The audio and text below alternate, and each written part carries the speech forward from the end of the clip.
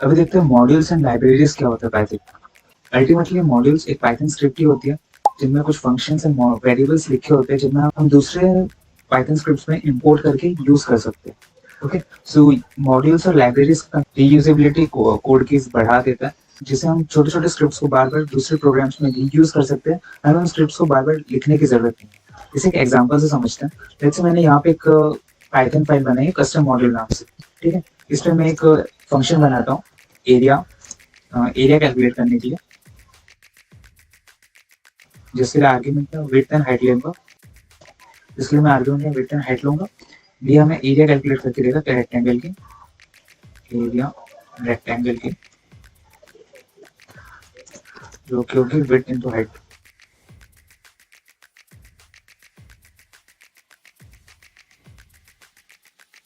Okay, and then इसे return करना है एरिया।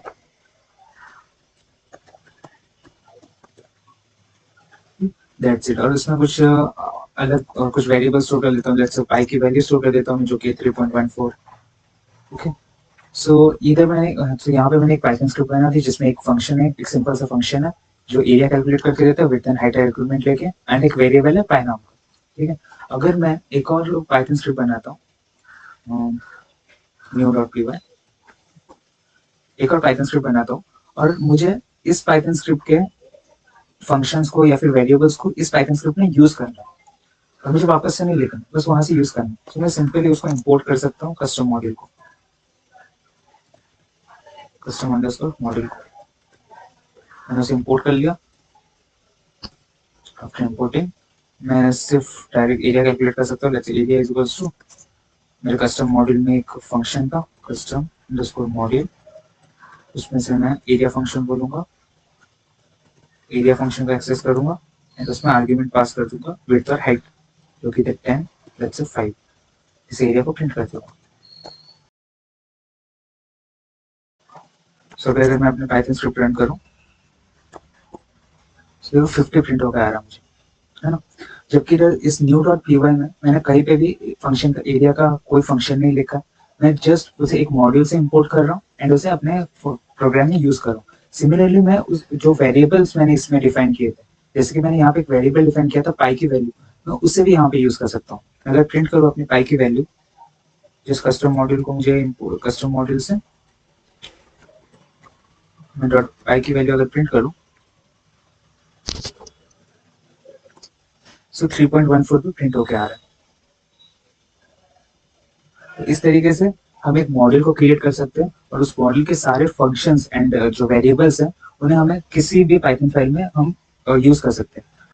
और इस तरीके से पाइथन कम्युनिटी में पाइथन में अलग अलग डेवलपर्स ने पाइथन स्क्रिप्ट्स को एक रिपोजिटरी में स्टोर करके रखा है जिन्हें हम पिप के थ्रू इंस्टॉल कर सकते हैं एंड उन्हें यूज कर सकते हैं। इन्हें हम थर्ड पार्टी मॉड्यूल्स कहते हैं।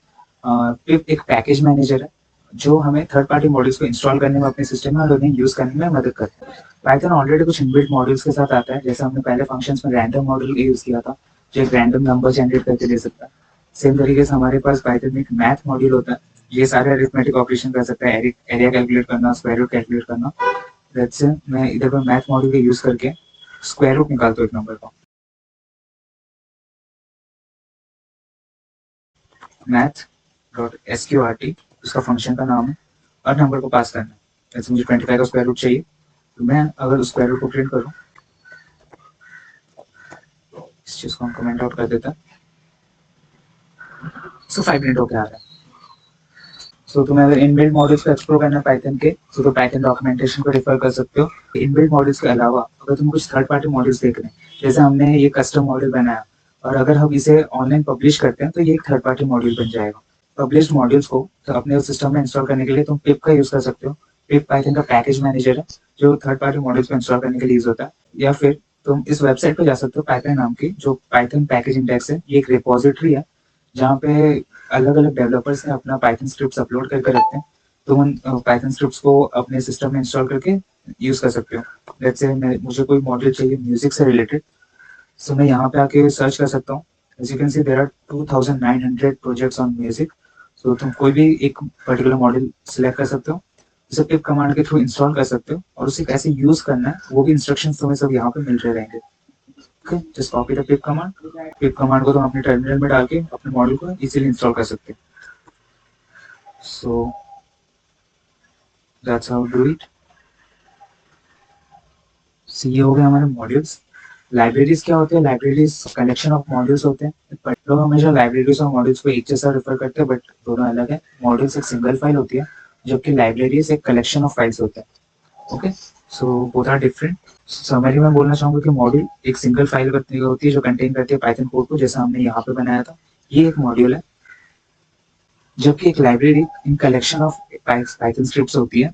ओके, सो यहाँ पे हमने हमारा वीक 1 कंप्लीट कर दिया है। हमने वीक 1 में सारे पाइथन के फंडामेंटल्स कवर किए, variables, data types, control structures, data structures and strings and file operations से लेके फाइल ऑपरेशन तक सारी चीजें। अभी किसी भी प्रोग्रामिंग लैंग्वेज पे स्विच कर सकते हो। अगर तुमने इन कंसेप्ट को मास्टर कर लिए तो सारे प्रोग्रामिंग लैंग्वेज में यहाँ तक चीजें सेम होती है। ये सारे कंसेप्ट सेम होते हैं, बस थोड़ा सिंटैक्स ऊपर नीचे होता है, बाकी लॉजिक सब सेम होता है। यहाँ से आगे तुम कॉम्पिटिटिव प्रोग्रामिंग या फिर प्रोजेक्ट डेवलपमेंट शुरू कर सकते हो अगर तुमने ये 6 दिन के सारे कंसेप्ट को मास्टर कर लिया। क्वेश्चंस प्रैक्टिस करने के लिए चैलेंजेस डिस्कॉर्ड सर्वर पे मिलते रहेंगे, और एडिशनल क्वेश्चंस प्रैक्टिस करने के लिए तुम कोडिंग प्लेटफॉर्म जैसे हैकररैंक, कोडशेल जैसे प्लेटफॉर्म्स को ज्वाइन कर सकते हो। बिगिनर्स के लिए मैं हैकररैंक रिकमेंड करूंगा। लैंग्वेज के अकॉर्डिंग यहाँ पे तुम्हें टॉपिक्स सेग्रीगेट करके मिल रहेंगे। सो हमने सारे पाइथन के फंडामेंटल्स कवर कर लिए। यहाँ से आगे मैं रिकमेंड करूंगा कि तुम प्रोजेक्ट्स डेवलप करो, जिससे सबकी अंडरस्टैंडिंग ज्यादा बढ़ रही रहेगी। ओके, अगर तुम्हें कोई भी डिफिकल्टी आती है तो अपने डाउट्स को डिस्कॉर्ड पे अपलोड कर सकते हो। डिस्कॉर्ड की लिंक तुम्हें डिस्क्रिप्शन पे मिल रही होगी। आपकी कम्युनिटी तुम्हें हेल्प कर रही होगी, या फिर अगर तुम्हारे डाउट फोरम्स में नहीं सॉल्व हो रहे रहेंगे तो हम 1-to-1 सेशंस लेके उसे सॉल्व कर रहे रहेंगे।